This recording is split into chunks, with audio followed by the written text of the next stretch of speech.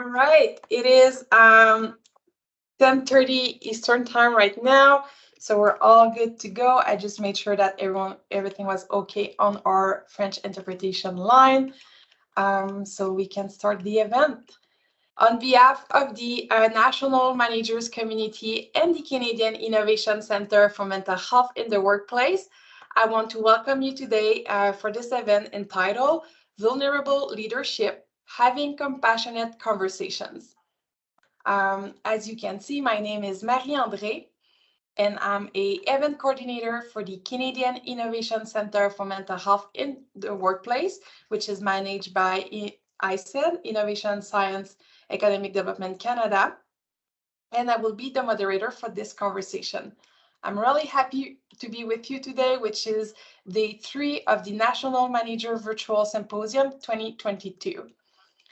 This symposium is one of the ways that we create opportunity for managers and aspiring managers across Canada to connect, engage, and learn about topics that are important to them. As an active horizontal 20 years old community that connects managers with leaders, we are pleased to let you know that the clerk of the Privy Council has recorded a special message for public service managers. We invite you to take the time to listen to her message in the Symposium Digital V Expo and to explore the other resources that you can find out there. In the past 2 days, there have been sessions on competencies for managing on hybrid workplace and perspective on managing a hybrid team, as well as discussions on recruitment and retention and career management. So today's event, we are happy to support these topics by speaking to the following specific learning goals. First, describing what it means to be a vulnerable leader within the public service in your workplace, and also to provide strategies to lead empathic conversation about difficult topics, such as the one of returning to the office and equity and inclusion. Before I go any further, I would like to begin by acknowledging that since I'm located in Petawawa, Ontario, which is the Treaty 61 territory, the traditional territories of Anishinaabe, Huron-Wendat, and Algonquin people. And something I learned about this territory is that Petawawa comes from the Algonquin word Bida Wiwi, which means the sound that we can hear from the river, because Petawawa is being crossed by the river. So I thought it was really beautiful, and I wanted to share that with you. If you would like to know more about the territory that you're on, I would encourage you to do so, because we're all joining from different locations, and also to maybe begin a reflection about the privileges that come with living on that territory. And if you have any interest in learning more about Indigenous peoples, there is a lot of courses that are available for public servants at the Canada School of Public Service to support that learning. All right, so I'm very happy to be with you, and I hope that everyone can have a good experience. So I have a few tips and tricks with MS Team that I would like to share with all of you. First off, if it's possible, I would encourage if you can disconnect from the VPN. I know not every department can do that, but if you can, please disconnect and then come back in. You will have a better connection. Also, we are offering French interpretation for this session because the conversations will be in English. So if you need the French interpretation, please follow the phone number that was provided with the connection link, but I will quickly switch in French just to provide some information to francophone speaking people. All right, donc on vous remercie d'être avec nous. Si vous voulez téléphoner la ligne, si je vais vous inviter à le faire maintenant, donc composez le 1-833-493-2020. Encore une fois, le 1-833-493-2020. Et vous devez composer le code, le 953-881-34. Encore une fois, le 953-881-34. Parfait, je vous remercie d'être avec vous. Je vais aussi indiquer dans le clavardage si ça peut vous aider. All right, let's go back to English. Other thing I want to mention is that we are happy to offer the sign language interpretation with the American Sign Language. You can see my colleague Ryan, who has started the interpretation, and we also have Erin that will alternate every 15 minutes. If you need that services, I would encourage you to hover your mouse on their camera and then do the right click and select pin for me. This way you're making sure, because we have a lot of camera open today, you're making sure that they're not moving anywhere. Other thing I want to mention is that because, like I said, we are expecting a lot of people, you're not able to either turn on your mic and your camera. We're trying to maximize our power bandwidth for our guest speakers and our host today. So I would invite you, if you have any question, we will have a Q&A period at the end. So I will be turning up the chat in about 2 minutes just to allow everyone, to be focused on today's session. And then I will turn the chat back on again for the Q&A period. Also, because we are having a lot of people, I want to share that MS Teams has a capacity of 1,000 people to log in and to have access to all the features of MS Teams. After that number, up to 10,000, you will only have access to what we call a view only. So you will notice that you may not be able to access the chat and the other feature. If that's the case, in the messaging with the connection information with this event, you will see there's an email address where you can send your questions, but I'm going to quickly spell it out. So if you want to take note of that, and for the one that can't see the chat, I will also put it in the chat, but it's nmc-cng@csps-efpc.gc.ca. So you also have that email address in the instruction for joining the event, but it's just in the case that we have people on the line. I don't think we have exceeded the 1,000 yet, but if that's the case, know that you can submit your question there. We're going to also share that email address later on again. All right, so that's for my MS Team Crash Course 101. Really happy to be with you and to introduce you our host for today, Tabitha Stubbs, which is the champion for the Ontario region of the National Managers Community and also the Director of Case Management and Support Services at Veterans Affairs Canada. Tabitha, the floor is yours. Thank you so much, Marie-Andre, and what a fantastic problem to have that we may have too many people to manage the MS Teams setting. So thank you to all of you for joining. As Marie-Andre shared, my name is Tabitha Stubbs, and at the moment I'm doing an assignment with our Deputy Minister's Office focused on change management. I'm the Ontario National Managers Community Champion and an executive at Veterans Affairs Canada. I'm a certified coach and a reinvention specialist, and I'm so happy to be your host today. We have 3 really spectacular panelists who are going to be asked to introduce themselves shortly. But before I go any further, I'd like to take a moment to acknowledge the land on which I stand today. I'm coming to you from the National Capital Region today, and as a visitor on this land, I feel I have a very important responsibility to acknowledge the grounds on which I'm privileged to gather. I'd like to begin by acknowledging that the land on which I gather is the traditional unceded territory of the Algonquin Anishinaabe people. And I stand with Indigenous people and have made a personal commitment to learn more to support reconciliation efforts. So without further ado, we're going to move forward with introducing our panel structure, and then we will move into our panelists. So we have 3 panelists today that are here to share their perspectives on vulnerable leadership and having compassionate conversations. Each speaker will have about 10 minutes to introduce themselves and discuss why this topic is of importance to them. We will then follow with a moderated discussion, and we will have an interactive Q&A session. Now, as a reminder, for those of you that are able, and it looks like we're still under the 1,000, so for those of you that are able, submit questions in the chat. And as Marie-Andre shared, we will have an opportunity to share via email if we cross that 1,000 mark, and we will come back to that and provide those instructions again later in our discussion. These conversations can be emotional for some people. They can bring up difficult topics, and what's most important for us today is that you look after your own mental health. If you need to take a break, I encourage you to do so. If you need to reach out to somebody, please don't hesitate. And Marie-Andre is going to be putting the Employee Assistance Program contact information in the chat there for all of you as well. So, I would like to start by asking Miss Alicia Seifert to introduce herself. And Alicia, if you could share a little bit about yourself, and please share your perspectives on vulnerable leadership and having compassionate conversations, and why this topic is of importance to you. Thank you, Tabitha. Please bear with me. I'm just on the tail end of a cold. So my name is Alicia Seifert. I am a coordinating member with the Immigration and Refugee Board of Canada. And I've been a manager since 2016. But I would argue that I've been a leader most of my life.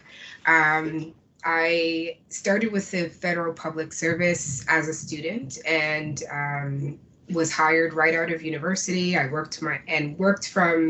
started as a CR2 and worked my way up to the position that I hold today. So I've been in the federal public, I consider myself as having grown up in the government because even though I've worked in multiple roles in the federal public service, I've been in the federal public service for all of my adult life. And actually, I've had the privilege of actually working in all three levels of government as a student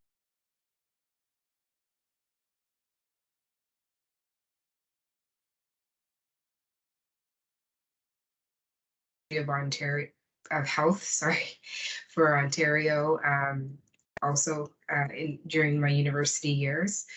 And so, you know, the topic of leadership is one that has actually become quite near and dear to me. Over the past 8 years or so, I've actually become obsessed with personal development topics. And that has cultivated in the last 3 or 4 years into discussions around leadership. I've always found myself in leadership roles, whether I was seeking them or not. And about 1.5 years ago, I was introduced to the concept of leadership vulnerability. It was in April of 2021. I was attending an event that was actually hosted by the Canadian Innovation Centre for Mental Health in the Workplace on psychological safety around the world. There was a guest speaker from the UK named Poppy Jaman, and she runs a global mental health organization. And she told the story about how when she suffered burnout, it was her team who lovingly confronted her and supported her in getting help. That story really stuck with me. Because there is a significant level of trust and care that has to be created within a team to facilitate the courage for the staff to say to their superior, you need to go home. And for that boss to respond and favorably and actually do what they need to do to take care of themselves. And it's very much a departure of what I've seen and experienced in terms of the role that managers hold, the position or the posture that managers hold within the government, and how they interact with their staff. For me, the thing that story illustrates and that I want to impress upon you is that being a good leader really has nothing to do with title or position. It's an inside job. It's a choice. And it's the choice to care for those around you and be willing, in the words of Simon Sinek, to go first. You know, the future of management demands, however, that managers learn to lead. Human beings have evolved, the workplace has and is evolving, and we really have to become clear about the fact that we manage work, but we lead people. Leading people is difficult. At times, leading people is messy, but we have to be able to lean into those challenges by tapping into our own messes internally to connect with that in another person. And it is something that does take immense strength. It takes strength to be vulnerable, especially in difficult times when our teams are looking for us for answers and direction. But showing ourselves, particularly during those times, is an important building block in gaining the trust and support of our team members. And when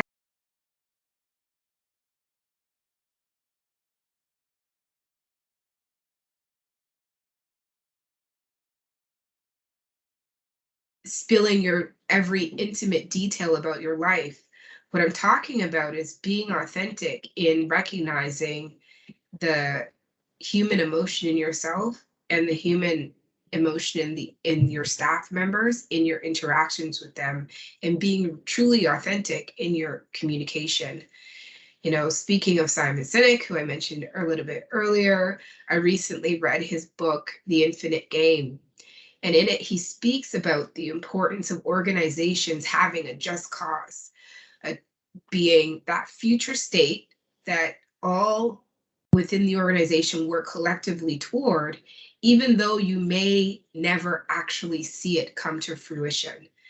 And he talks about his just cause and his work as being that he's working toward a workplace where the vast majority of people wake up every morning feeling inspired, safe at work, and return home fulfilled at the end of the day.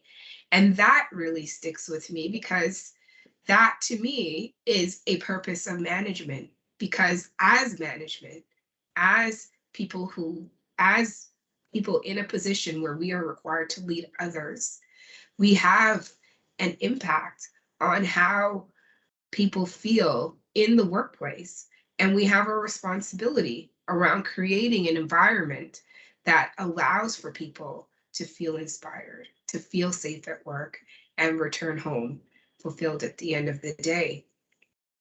And the truth is that whether we are talking about the work being done to advance the call to action on anti-racism, equity, and inclusion in the federal public service, or the typical day in the life of a public servant, we must all work collectively toward creating a workplace that allows people to feel that they are part of something bigger than themselves, a workplace where they can bring their whole selves and be accepted as they are. That's what we're talking about when we have conversations around psychological safety in the workplace. I mean, we're the government of Canada, so where is there greater opportunity to create this type of workplace than within an organization that touches the lives of every person who resides within our borders? And as managers, we play a big role in that. We do it, and we do it by leaning into difficult conversations with curiosity and compassion and care. We accept that we don't know what we think we know. We try things, we let ourselves make mistakes, and we approach those mistakes with forgiveness first, believing that each person is doing the best that they can with the information they have in any given situation. We listen to the perspectives of others. We don't assume that we know what's best for them. Trust is best built where we respect that people have choice and agency over their own lives. Pardon me. There's a reason why a number of people that I've spoken to anyway, since during the course of the pandemic when they were working from home, actually there are a number of people that job satisfaction actually went up from working from home and feeling like they had agency over their day and, getting things done. And they actually became more productive during the course of this time. When it comes to performance conversations, in particular, one of the things that we don't do is surprise our staff with negative feedback faster than levying what feels like a surprise attack at a performance review.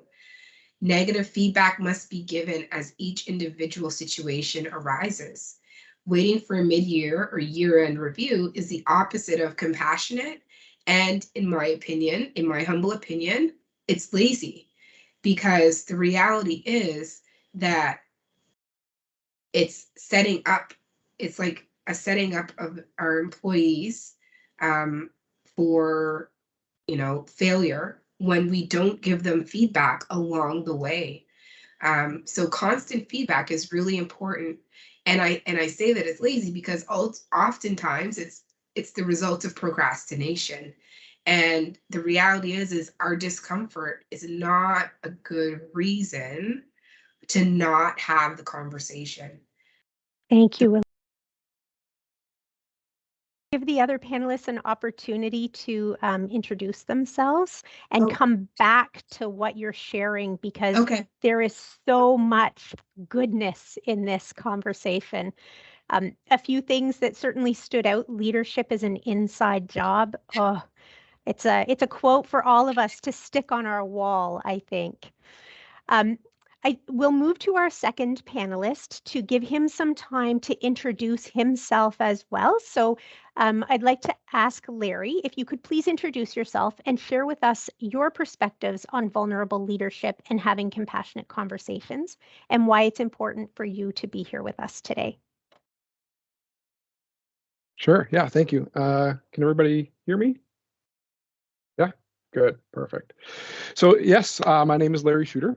I am First Nations from the Nklakatmat Nation. So sorry, sign language interpreters, that's probably hard to interpret. I'm from the interior of British Columbia, a member of the Lower Nicola Indian Band. I am cisgender, able-bodied, neurotypical male. I'm a son, brother, husband, and father. So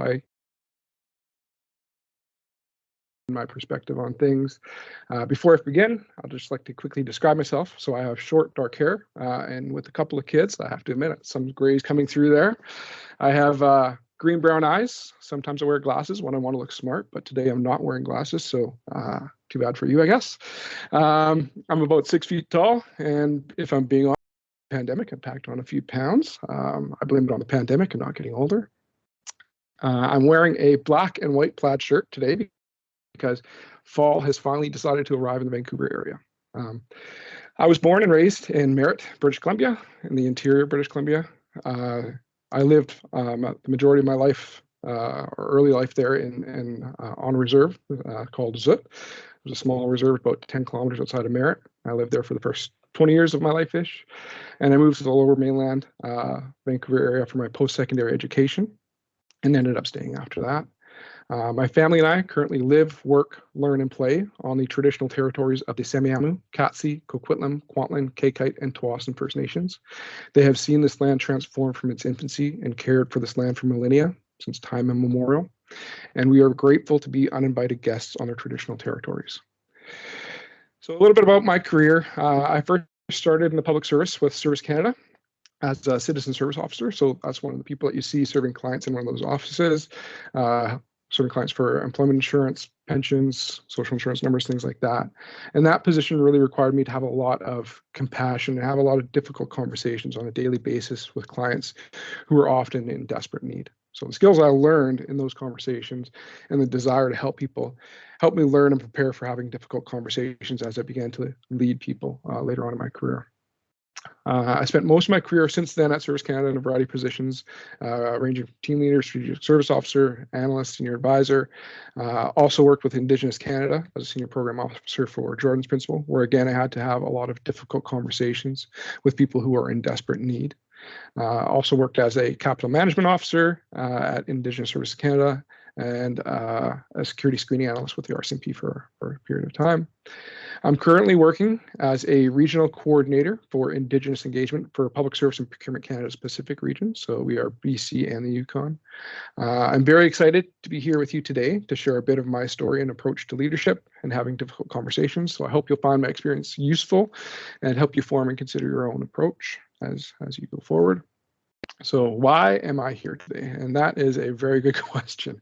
I always wonder why people invite me to speak at things like this. So growing up, coming up in the government, I've always looked up to those in leadership positions, and it was hard.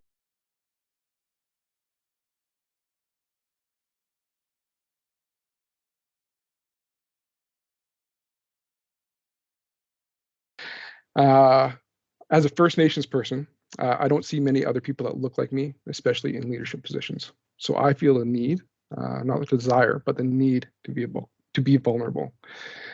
Being biracial, it was easy for me in the past to kind of fade into the background and not announce that I was Indigenous.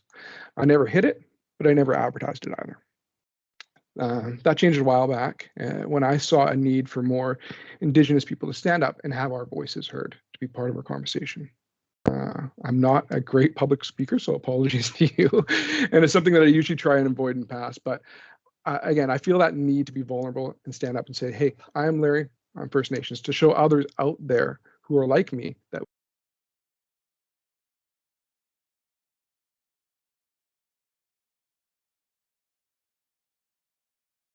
in the best light possible.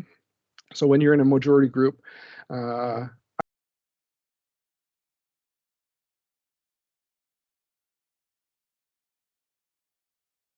and how that will affect how they perceive other people that look like you or identify like you, but from equity deserving groups face every day.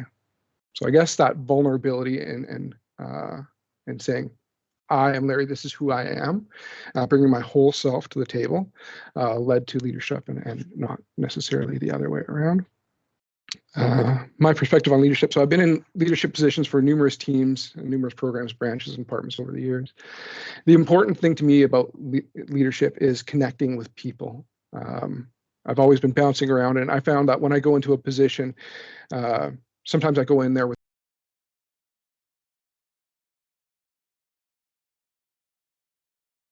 which is hard for me because I always wanted to be the best at things and know a lot.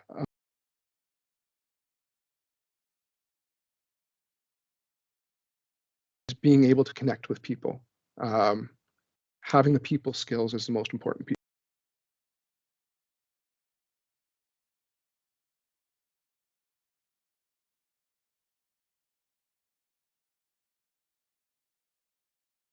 Important.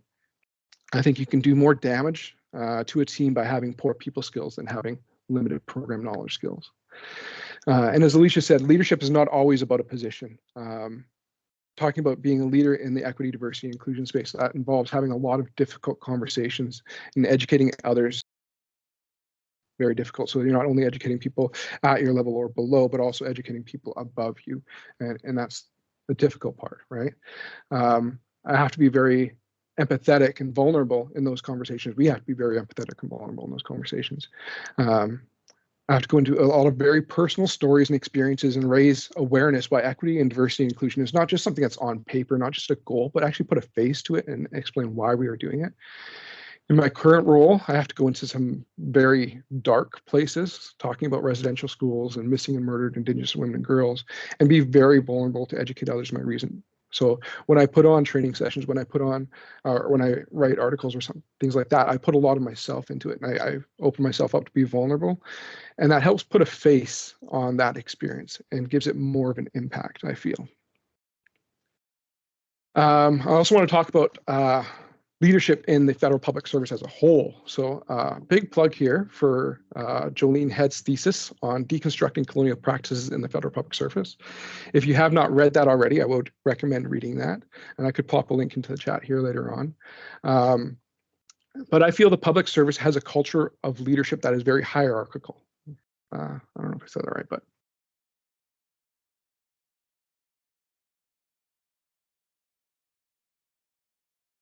making it hard for them to understand how others who differ from them may have a different experience of their own than their own. So they think that equality is equity, which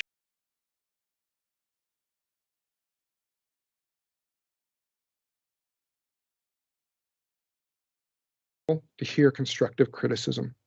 We need to move away from just rewarding leaders for meeting their targets and their goals, and not necessarily rewarding them for how they manage and support their teams. I think some leaders, when they're given a decision whether to support their teams or meet their goals, they'll often go for the goals over the the health and well-being of their teams, right? So they'll drive their teams into the ground just to meet the goals at the end of the year. My approach has always been different. My priority is my team, and I know our success, my success as a leader, our success as a team, our success as a department, our success as a government of Canada is dependent on having that strong team and that relationship and that vulnerability in leadership.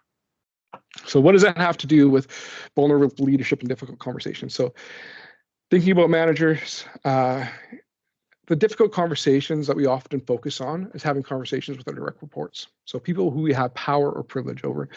To me, the more difficult conversations are questioning those above me, challenging their decisions when they do not make sense to me or when I feel that they're wrong or I don't agree with them. I feel vulnerable in those discussions as I'm the one who's questioning somebody who has control over me, right?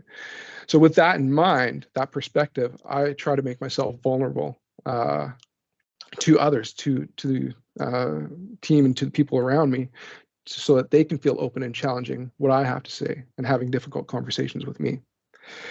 And this is really difficult for me because of culture. So being Indigenous, traditionally been a non-confrontational culture. That's how I was kind of brought up. And it's difficult to have those challenging conversations. And it's difficult to challenge those in authority. But it's necessary to have those difficult conversations. It's necessary to be vulnerable and open yourself up to have those difficult conversations with your direct reports and have them challenge you, right? We need to be vulnerable to have and receive those conversations. So I know we're getting close to time there, so I'll hand it back to Tabitha so you can introduce the next speaker. Thank you, Larry. There is so much in there. I feel we could spend an hour on each of you to talk about some of these pieces. But the idea of walking into a room and needing to think about how people will perceive you is an awareness that I think all of us need to come to in some capacity, whether that's lived or learned. So thank you for sharing that. And with that, I'd like to hand it over to Eve. And I think Eve is not on camera, so I'm hopeful we haven't lost her in any capacity. Eve, if you could turn your camera on and join us. It's on. Oh, this is strange. Marie-André is just called me. Like she called me to let me know that it was off. But now she said she sees me. Does others sees me now? I am not seeing you, but that No? may just be me. Okay, let's try again. We actively see you, not Ev, so I think you're Now okay. we see you. There you go. Okay. Wonderful. Thank you. Sorry about that. I thought I was there, was nodding, listening to these two great presenters, and I was, okay, nobody sees that. All right. So thank you. Welcome, Evno. I'm going to hand it over to you and ask you to introduce yourself and share your perspectives on vulnerable leadership and compassionate conversations and why it's important to you to be here today. Thank you. Thank you very much, Tabitha. And congratulations for Alicia and Larry, because it was very touching to hear them presenting themselves and also explaining why they relate to that topic. So briefly, it's been 4 years now that I'm with the Department of Innovation, Science and Economic Development Canada as an associate ombud, and since 1 year that I'm the director of the Informal Conflict Management and Professional Coaching Services office. I am an accredited mediator, a conflict resolution coach, a professional coach in the process of being accredited by the International Coaching Federation, and a certified ombud by Osgoode Hall University in Toronto. 4 years ago, I was the manager of the Informal Conflict Management System and Harassment Prevention Work Unit in different departments such as Public Service and Procurement Canada. I'm going slow because I know the interpreter needs to sign that. Justice and Treasury Board. And prior to that, I've spent 8 years as a mediator where I developed a bullying and harassment prevention initiative that contributed at that time to a reduction in the perception of harassment from 16 to 14%. 4 years as a labor relations advisor, and I spent the first half of my career in the provincial government as a manager of health and social service portfolio. But also, it was only 2 years, sorry. But prior to that, most of my career in a provincial government was at the Quebec Youth Protection Directorate, where cases of physical and sexual abuse were assigned to me. I'm originally from Nicolette in the Mauricie of the region Mauricie, located in the heart of the Quebec province. As you can hear, I have a strong accent, and I'm sorry for that. Bear with me in case you have questions or if it's not clear. Please do not hesitate to ask questions. And I live in Gatineau. I have a 3-year-old son who lives with a pervasive development disorder under the umbrella of autism. The reason, first, why do I relate to that topic? First, I reflect on my own professional experiences with vulnerable leadership. And perhaps for you too, if you reflect on your managers during your career, you will make connections. The times I consider I had an excellent leader were people who had demonstrated to me a capacity to be vulnerable as a human being. They too were imperfect, like everyone else, with personal family challenges. So for me, their vulnerability also meant being accessible, able to recognize my challenges without judgment. Moreover, in my informal exchange with them, I could observe their capacity to be empathetic with me and being interested in my situation, my pregnancy, my autistic child, my life in general. And I said to myself, one day I want to be like this. So in short, I believe that when we are in the presence of vulnerable leadership, and it is possible to have empathetic conversation, this contributes to healthy human relationship and make them more genuine. At least that is what happened to me. That is what happened to me with my managers. Then, these days, as you know, people don't leave a job, but rather a manager.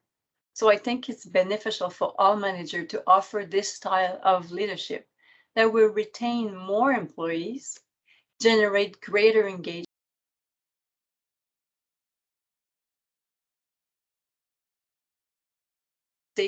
that managers need to know in order to be effective in people management and mental health at work. And furthermore, I believe that this leadership style is important if you want to excel in your responsibility against the national standard of 13 psychosocial risk factors in the workplace. By being capable of having compassionate conversation and offer vulnerable leadership, you will contribute to increase employees feeling at ease and safe in their work environment.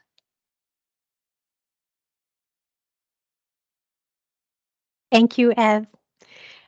Again, could spend so much time here. I love that you've highlighted the 13 psychological risk factors, because what that tells us many, many years ago, I think when we thought about leaders and managers in any environment, we looked at the ones that were vulnerable or willing to share, and that was a nice extra.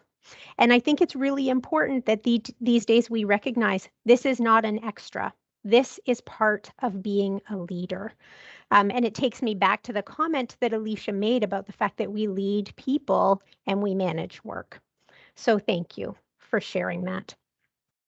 So we are now going to be moving towards our Q&A portion, but essentially it's a moderated Q&A to start, and then we'll move into more of an open question and answer period. So if it works okay, I'd like to start with Larry on this first question. And Larry, I'd like to ask, how has recognizing your own vulnerabilities made you a better leader? Yes, thank you. No pressure being the first one to answer a question, huh? So as a leader, or coming up in the government, I think I always put my leaders on a pedestal, right? I don't want to be on a pedestal. I shouldn't be on a pedestal. I make mistakes. So as a leader, I want people to feel that they can approach me and have respectful conversations. I want them to know that, well, we may not always agree, that their opinions will be heard. And I want them to know that I make mistakes, and I want them to be comfortable with approaching me when I make mistakes.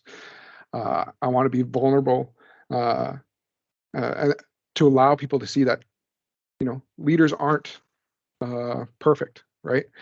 We make mistakes, we learn from them, and we grow from them. If you don't raise something that I'm doing wrong, then I'm going to continue doing it wrong. So when you reach out to me, that's helping us both learn, right? Helping me learn, more important, I guess. Vulnerability creates a lot of trust in the team. They know that they can approach you and have those meaningful discussions and have their views heard. So when people come forward and talk, you listen to hear, you don't listen to respond. When you listen to respond, you already have your mind made up, right? You're just thinking about what you're going to say next, how you're going to counter the argument. You're not going to change your opinion, right? But when you listen to hear, you actually hear what's behind it. And I want people to know that that's what I'm doing, right? I think being vulnerable creates a stronger, better performing team as we're supporting one another. Creates better job satisfaction, creates retention, allows people to feel heard, valued, and respected. And as Ev just said, people don't leave bad jobs, they leave bad managers.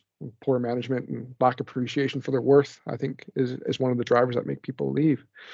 In the public service, we can't give bonuses at the end of the year to our employees, and I don't think anybody joins the public service to get rich, right?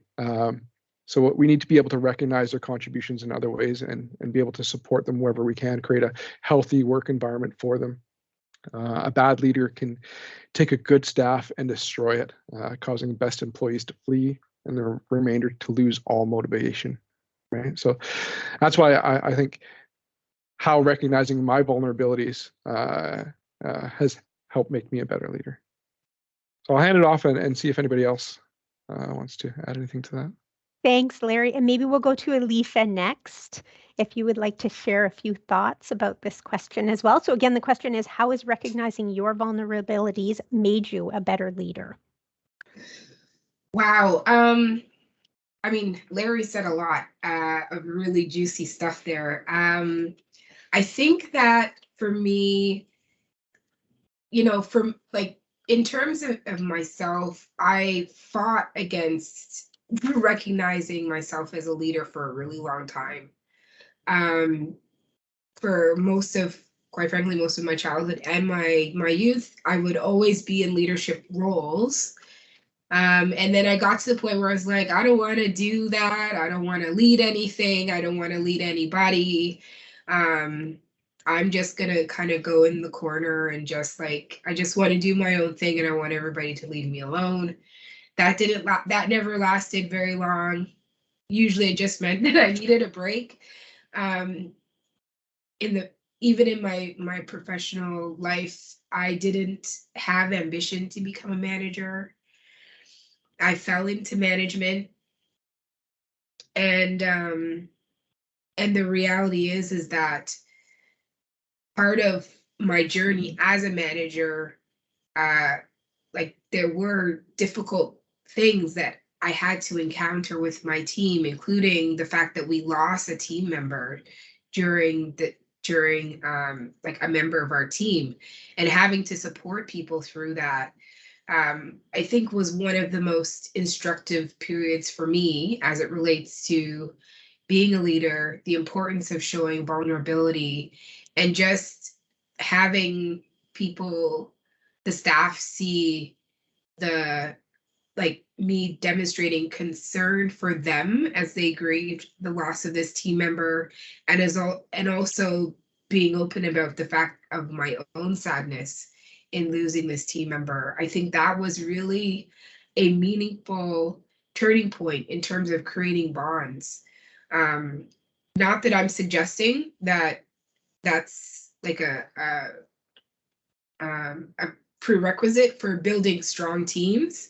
I don't wish that on anybody, but the reality is that showing up authentically in terms of the workplace, demonstrating genuine care and concern for employees during that entire period, I don't believe that there was any employee who believed that I wasn't concerned about them. And the reciprocal concern was there. And so as a result, all of the relationships that I had with my staff, grew and strengthened during that period. You know, likening it to the story that Poppy Drummond said about how her team were the ones who turned to her and said, no, you need to go home now. we're not going to deal with you. You're not an effective leader. You can't lead us right now. You need to go take care of yourself. You know, these are things that really strengthen leadership. I mean, we all went through a pandemic together, and that experience is the type of experience that really creates opportunity for strengthening bonds within a team. Yeah, so well said, Alicia, so well said. And it links to something Ev had said a little earlier as well about demonstrating that capacity to be human and how that makes you accessible from a leadership perspective. Ev, do you have anything you'd like to add to this question? So again, it's recognizing your vulnerabilities. How has that made you a better leader? Right. One day in my life, one day life confronted me with a harsh reality, if I can share that piece. I was brought up with the following principle that was repeated to me in life: if you want, then you can. But one day, even if I wanted to, I couldn't. I had to make choices. I had to grieve in order to balance my life. I realized that even if I wanted to achieve something, I had constraints, limits, capacities, internal resources that were exhaustible. I was not invincible as I thought I was. Then, the more I went through life, working as a social worker, workplace mediator, I realized that humans have exhaustible resources. And to be able to recognize this, I think it's quite fair. With the goal of being a genuine person in life, I realized that admitting my vulnerability was only normal as a human. So why play the superheroine when it doesn't fit into anyone's life, not even as a leader? By being vulnerable in a leadership role, I believe this makes us a better leader, more approachable, true, and sincere, able to accept others' vulnerability, their challenges, and therefore allow them to communicate in interpersonal psychological intimacy, their insecurities, in order to better support them as a manager. I think that our sincerity attracts people's trust in the relationship with us and in the communication that unites us.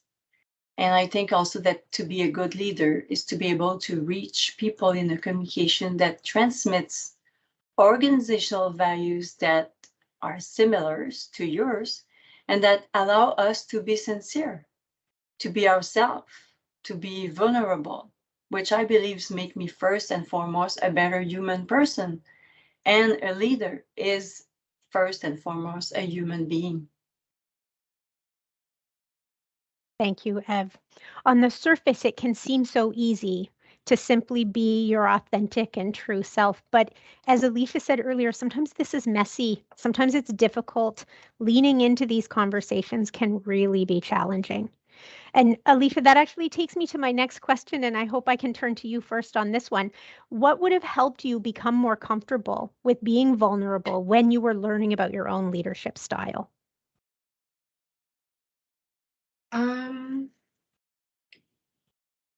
Great question. I mean, I think that, there is within our society a lack of, like, there's not sufficient value and recognition attached to vulnerability. There's still, despite, the popularity of people like Brene Brown, there's still stigma attached to vulnerability, despite the fact that, as I said, vulnerability requires strength. It requires strength to show up, as your true and vulnerable self. Because wearing a mask is easy, right? It's so, especially right now with social media and the ability to put up your curated view of yourself, showing up as your true self is the difficult part. And so I think that if we, as a society, had spent more time leaning into the conversation around what that looks like or what it could look like. That I think would have helped me. To add nuance to this conversation, I actually had the pleasure of speaking with Poppy Jamin about this conversation on leadership vulnerability, and she brought up something really important that also speaks to some of what Larry was saying, and that is that leadership vulnerability comes with risk, and the level of risk depends on who you are and where you are. So we are very privileged to be in Canada, where we can have these conversations. I, as a Black female, may show up as a vulnerable leader in different ways, depending on who my audience is, and depending on my level of comfort with that audience, depending on my level of comfort with myself. You know, because I've done sort of my internal work, I kind of just put it all out there. But for another person in a different environment where where there's real risk of showing up as vulnerable, it's a much different conversation. It's a much different idea, because, you know, like, and that's where the conversation of, you know, privilege perhaps comes into play, right? Because we are privileged to have this conversation as the government of Canada, as, you know, people in a nation that has the values that Canada has. Yeah. Thank you, Alicia. I love what you're saying about the connection between the ability to show up vulnerably and privilege. And I think that that's a piece that we have to be thinking about and recognizing. Yeah. Ev, can I go to you on this same question? Are you able to share a little bit with us about what would have helped you as you learned how to be a compassionate leader? Yes, thank you, Alicia. Yes, I think if I had the chance to experience or share moments of my vulnerability earlier in my career and see positive impact, I believe that this would have helped. Until you are in an environment where there is a leader that is comfortable with vulnerability, you don't have that example. You don't have the situations where you can relate to that and say, oh, okay, that's interesting. That's different. I like it. So that was one thing. So having access to that type of leaders earlier would have helped me. Another thing is that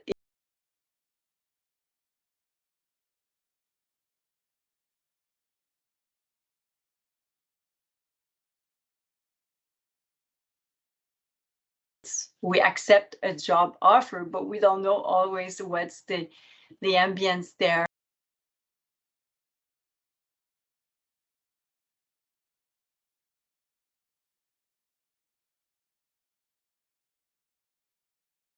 Environment, it helps, I find. I had experienced it as a person and an employee as an employee from my manager at that time, and it was positive for me. So I trusted that I would be the same for others employees.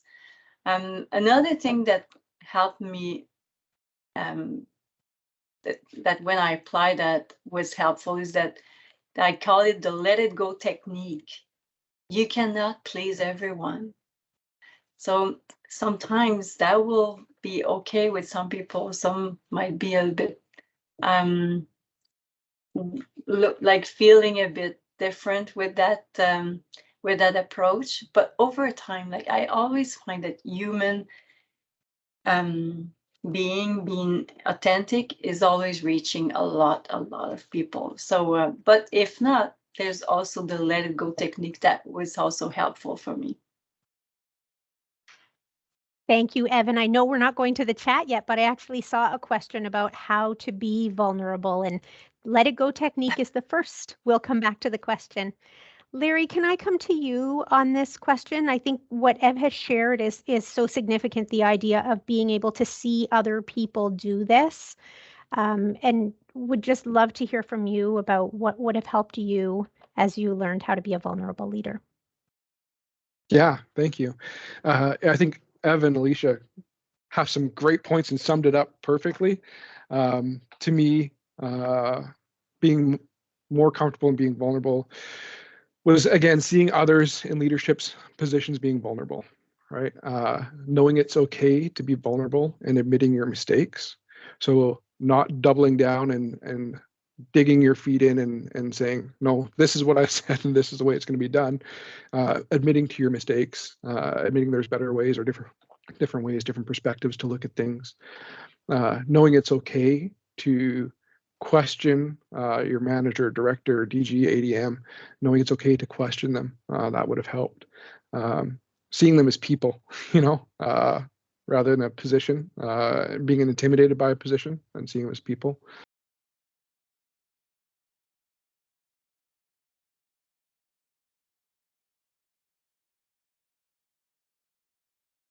Like me is important. I think being my authentic self in different environments was difficult at first.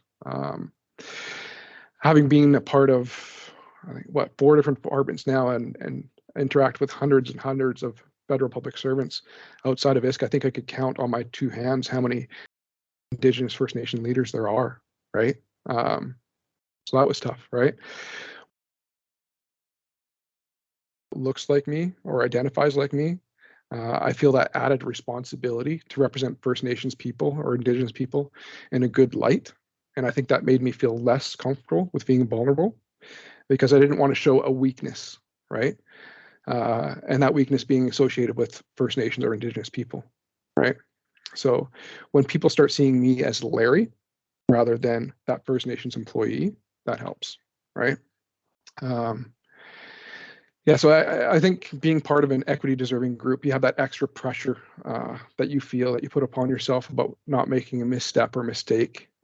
Because if you do make that mistake, you feel that the group might associate that with how you identify, right? So if I make a mistake as a person, they might associate, oh, all First Nations people are, or they're lazy, or they do this wrong, they're not open to things, right? They're not vulnerable, right? So I think things like that helped. So seeing more people like me, and I guess bringing my authentic self and knowing that it's okay to bring my authentic self into all conversations. But again, there is that self-filter piece that Alicia is talking about too. So it's getting there. Yeah. Thank you. You referenced the heavy weight of that when you did your opening comments as well. And I think you speak really eloquently about that heavy weight. And I think one of the things that conversations like this afford us is for each of us to become that person for somebody else, is to demonstrate that vulnerability so that it can trickle across government, but hopefully trickle out into the world broader than just government. So Ev, I'd like to go to you for our last moderated question before we move into our Q&A. What are some of the strategies that you have used for preparing for compassionate conversations and creating that safety for employees to be vulnerable themselves?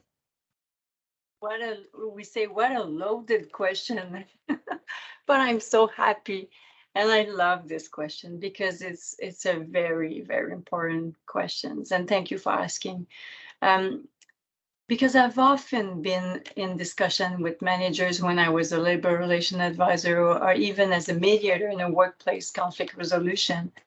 And in situations where the manager doesn't always understand what's going on, but observes behaviors in an employee that is different of her goals or team cohesion, and sooner or later has to engage in this discussion, were even for some managers very scary. And also in my delegated ombud practice, I meet clients who are suffering from a situation that could have been resolved in the real, if the real conversation had taken place, the one that appeals to their vulnerability. So in that questions, I see three challenges. The empathetic conversation is one, safety is the second, and the vulnerability is the third one.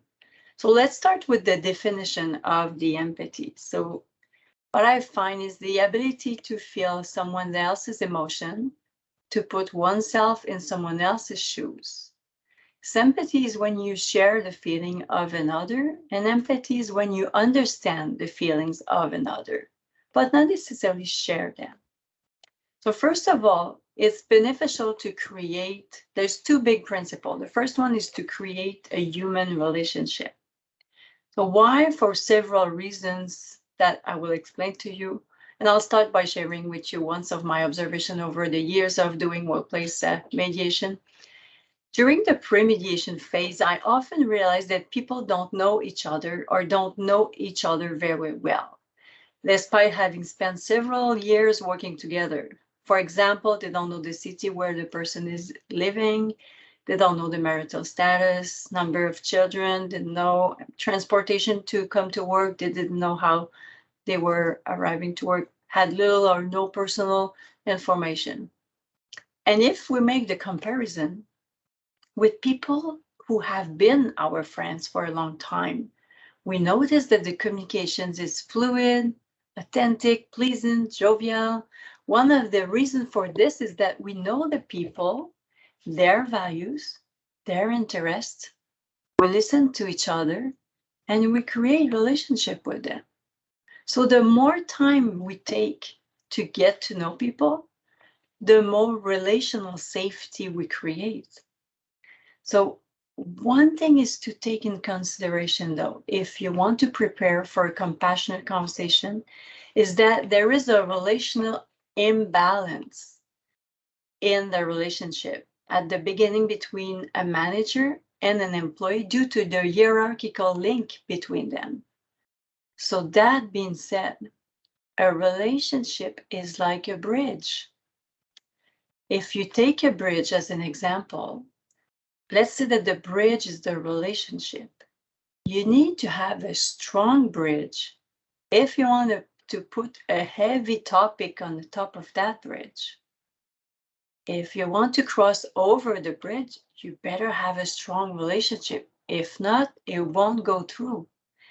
And often what I've seen in my career is that the topic that was supposed to be carried by the bridge was heavier than the relationship itself. So how do we create relationship? That's a question that we don't learn, unfortunately, at school, but would be so crucial to learn how we create relationship.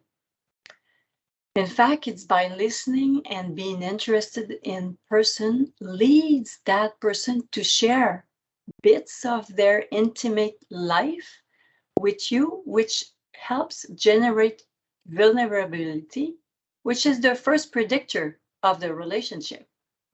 So if I explain it, the more I can talk about myself, the more I create a relationship with you.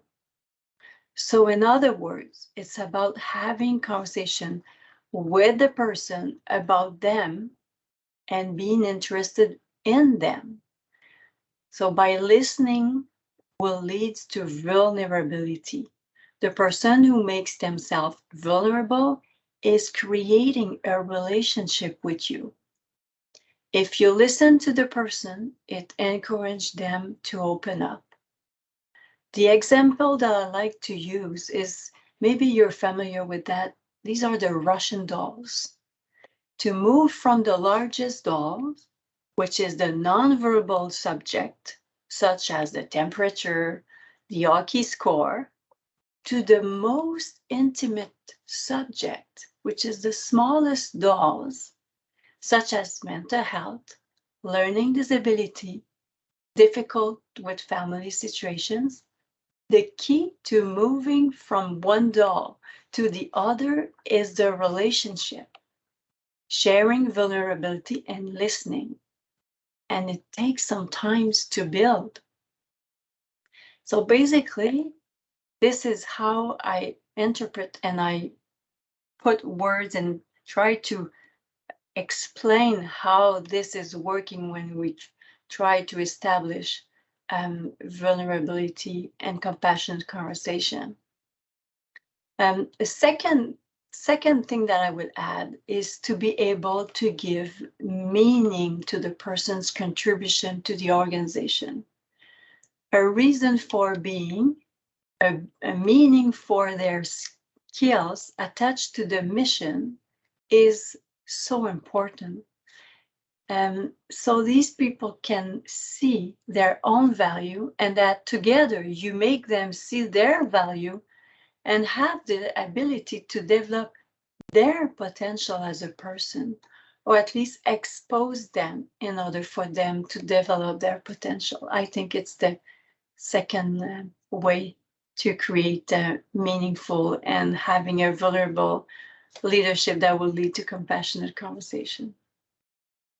Thank you, Ev. I had shared with the panelists that one of my biggest concerns about being the host was that I would become so engaged in the conversation, I would forget I was hosting.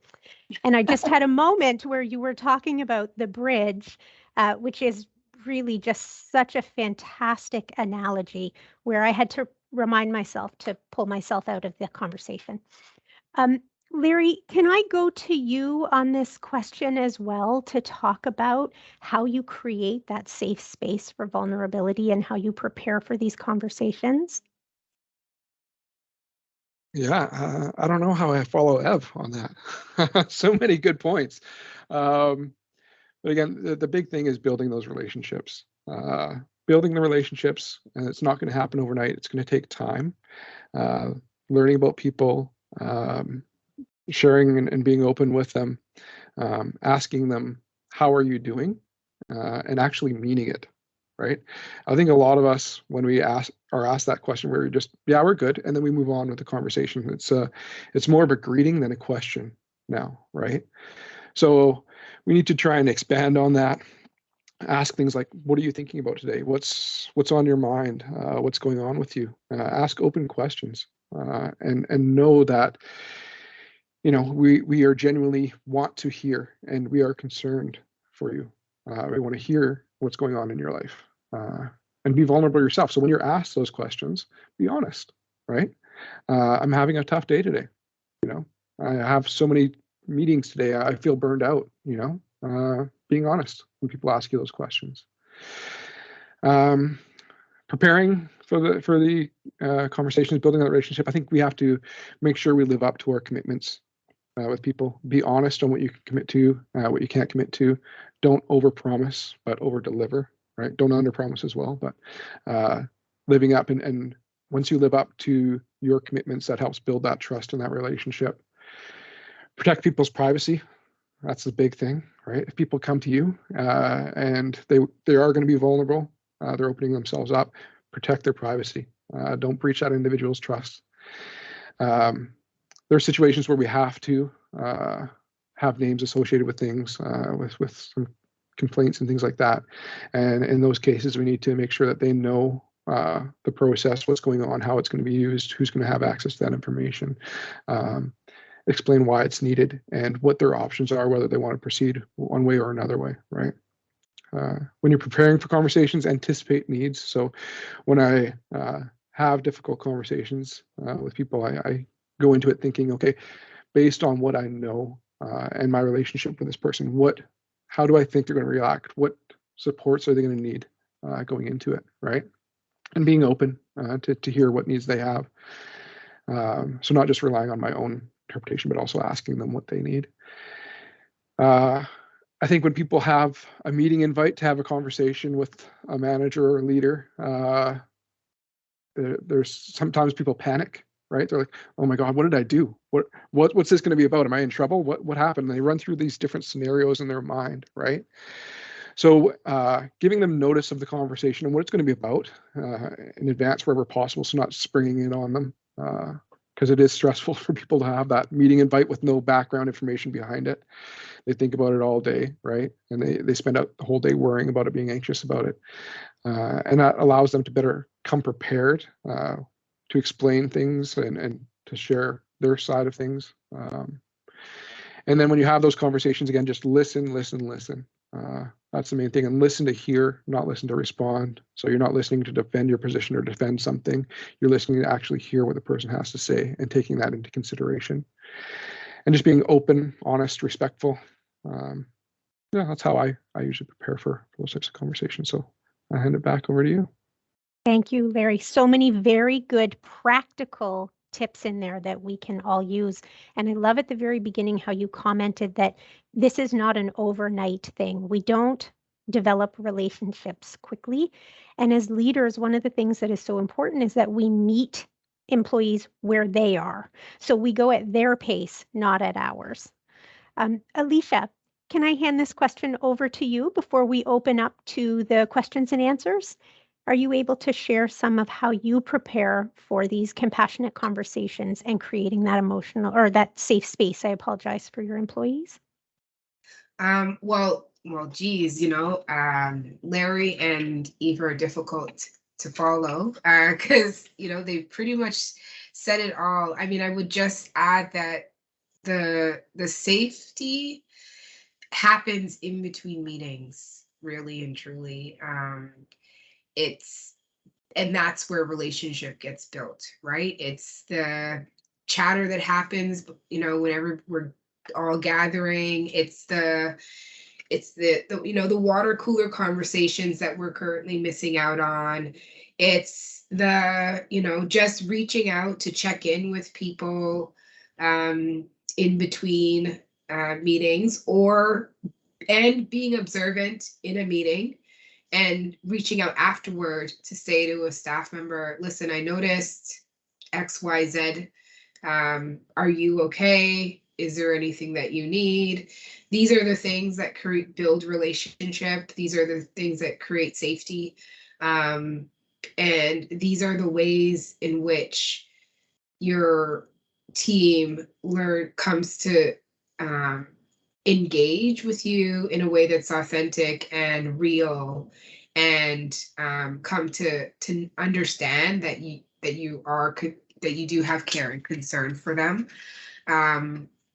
Certainly when those conversations are going to happen, in terms of like just meeting, amplifying what Larry was saying about meeting people where they are, it's also giving people a little bit of agency.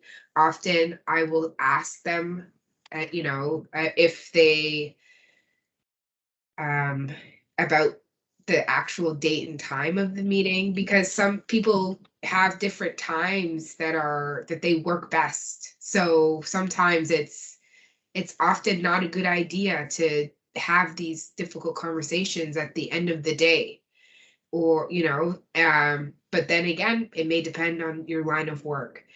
So, just being clear, getting to know people. I had I once had an employee who, she really was not sophisticated with technology. And so every time information went out by email, it would become something where it would create impression that there was actually something wrong. And so by getting to know this employee, I came to understand that it was important for me to have a phone conversation with that employee before sending the email instruction, so that to avoid the misunderstanding and the misinterpretation of the objective behind that communication. So that's where really getting to know your employees means a lot.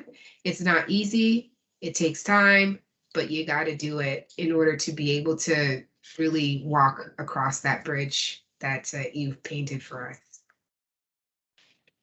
Thank you. Okay, and we're going to move into our Q&A portion. I think that we are still under our limit, so the chat functioning should still be working for most. Can I just get confirmation, Marie-André, are we going to pop up the email address for folks, or are we okay? We are currently below 1,000, so everyone should have access to the chat. Okay, terrific. Then without further ado, because I know that we're running a little behind the schedule, I'd like to jump into some of the questions. There is one really interesting question in here that talks about much of what we've been talking about presumes that people are willing to be vulnerable, that we may actually be dealing with employees who are angry, frustrated, not willing to engage in these types of vulnerable conversations. Can you provide some insight or guidance on what you might do in situations where that is the reality that managers are facing? And if it's okay, maybe Ev, we'll start with you. Sure. Yes. Very good question. And it's true. There is people that are not comfortable sharing their intimate reality, and they want to protect that. It could be for different reasons. Might be raised in that way of being. It could be also related to the fact that in the past, when they shared something that was intimate, it was used against them. So moving forward with that, for them, one of their strategies to avoid sharing. I would say that it's okay to respect that, and maybe let the person know that you've noticed that this person is preferably not opening up related to their own life, and you want to respect that. And you might want to add, but in case there's anything that happened, I want you to know that you can always come to see me to talk about anything that concerns you. That would be a type of action that I would do. But I would see maybe Alicia and Larry, other points to add. Thank you, Ev, and maybe Alicia will go to you next. This is a great question. It is true that not everybody is receptive to your efforts.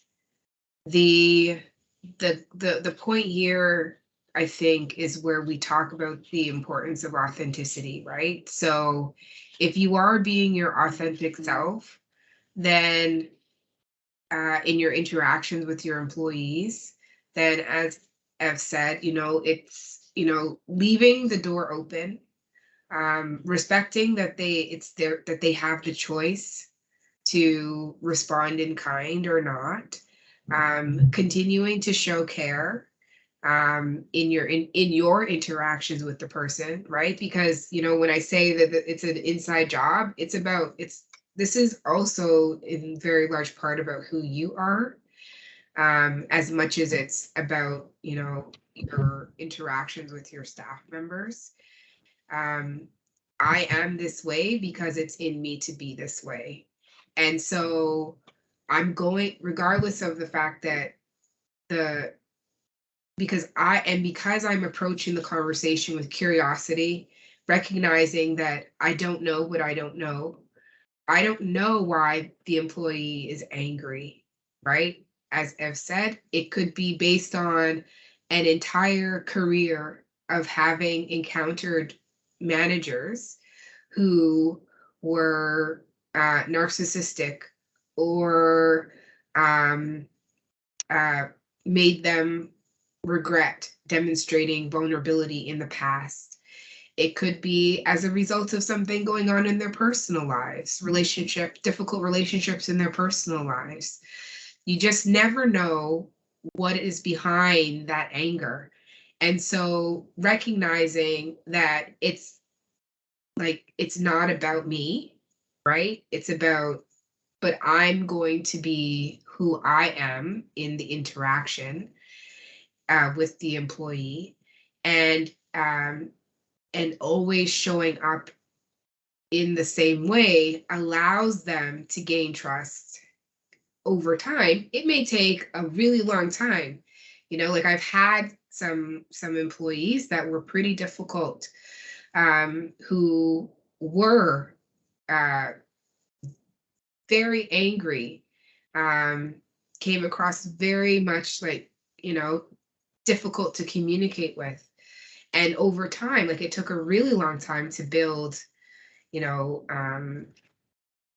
the relationship, but it actually, like, those relationships often, those employees often end up being some of the most loyal employees, because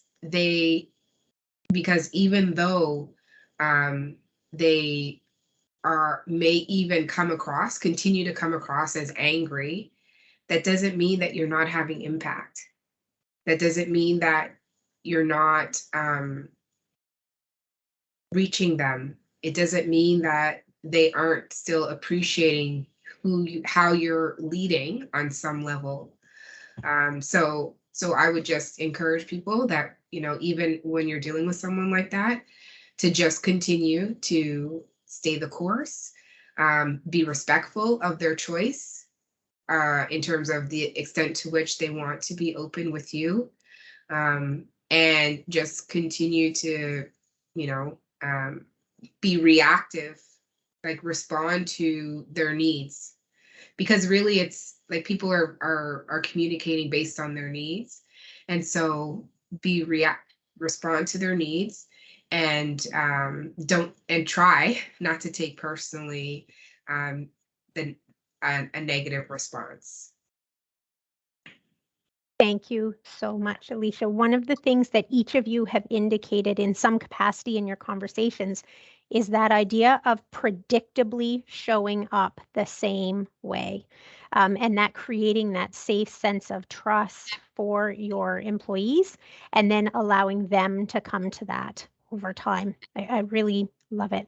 Larry, do you have anything that you would like to add to this question? Yeah, I love that at the end there, Alicia. Don't take it personal. Yeah, absolutely. Keep it separate.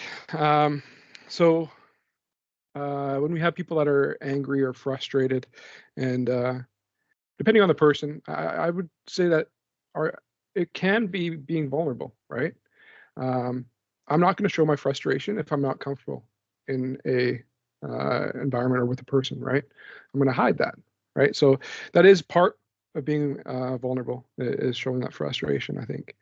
The thing I would do is, again, keep building trust, as Alicia and Ev said. It takes time to build those relationships. So keep building that trust, keep supporting the person, and recognizing that, some people don't want to bring their personal lives to work, and that's fine. We want to respect people and their decisions. We want to value people for who they are, but if they don't want to announce that is their decision, and that's okay. We want to support them with that.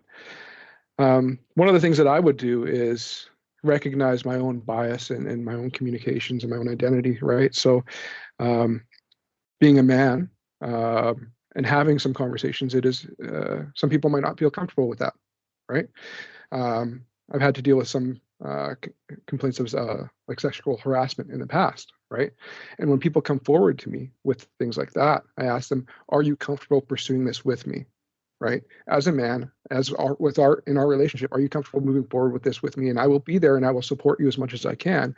But if you prefer to talk to a woman or somebody else about this, that is fine by me. Right? And that's one of the ways that I'm going to support you. I'm not handing off a problem. I am supporting you by allowing you to or opening it up for you to speak to somebody who you feel that you can communicate better with, right? And recognizing that my communication style may not jive with people. So asking them, is it something I'm doing? How can I help support you better? Am I checking in too much? Are you getting frustrated? Am I micromanaging you? Right? And just learning what is behind that frustration, but just, again, keep building that trust and trying to support them wherever we can. Again, don't take it personal, as Alicia said. Thank you, Larry. I recognize we are starting to run short on time, so I'm going to ask one more question from the audience. There were so many great questions, so for those of you who did not get your question answered, I apologize. What I'd like to ask each of you, and Larry, if it's okay, maybe we'll start with you, is how do you manage the line between being vulnerable and potentially burdening your team? So how do you manage that balance?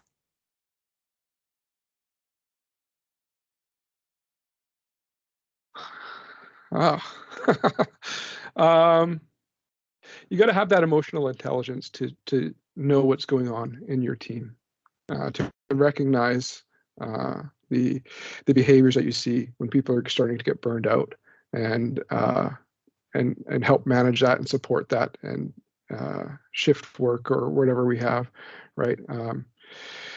It's good to be vulnerable, right? And part of that vulnerability is being open to that feedback from teams. So when they do say, hey, this is too much, taking that step back and not taking it personally again, right?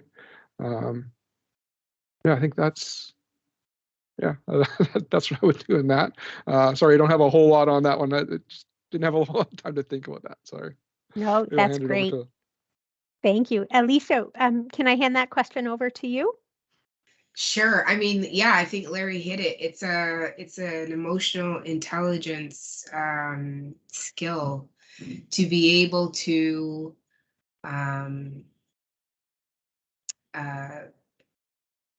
understand how what you're doing or saying or is likely to be received.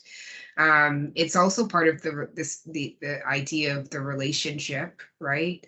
And knowing and like the person that you're speaking to or the team that you have, understanding, like walking the line, in terms of understanding, when too much is too much, and also making sure that there is that ongoing dialogue, because your team will give you clues when it's too much, right? Or when it's getting to be too much. So it really is about, the dialogue that you're having with them, making sure that you're approaching it collaboratively, and, as a team, we're all in this together. We're going to figure this out. Understand. And, as managers, there's always, a little something more that we may not be giving to our teams at any given time.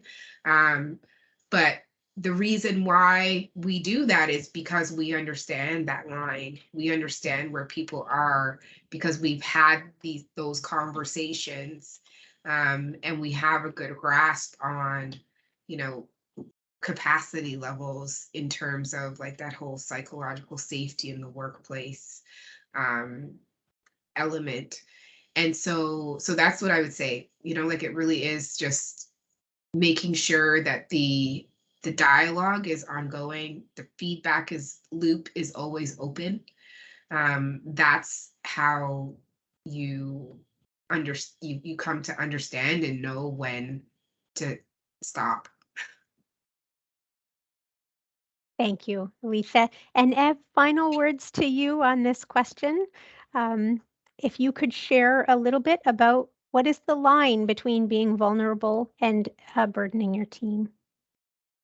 Wow, this is an interesting question, because when you are authentic and you are open to people's comments, usually you'll get that quite easily if it's too much or if there's still room for it. However, I would say that if I would illustrate that or conceptualize that, let's say that on a continuum, 0 is no vulnerability and 100% is full vulnerability all day, all the time. What will be your ideal ratio in a workplace, you would think, and try to aim for that. And I think you can't go wrong, except that you also have to keep in mind to adapt to your audience. So there is audience that are more comfortable with the people that are sharing their intimate thought or their part of their life, and there is other audience that are not comfortable with that. And it's also a balance with adapting to that audience, I would say. Thank you. I want to take a moment to thank each of our panelists, Larry, Alicia, and Ev. The contribution that you have brought to the conversation today has been so significant. I think we're all walking away with something that we can hold on to. I have sound bites from each of you in my mind that I'm going to quickly write down as soon as the session is done.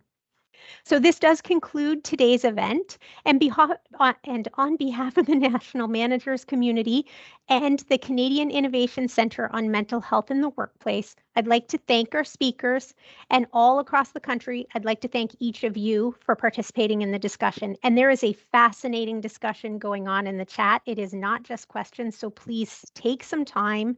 It's really very interesting to see what is there. I'd like to thank Maddie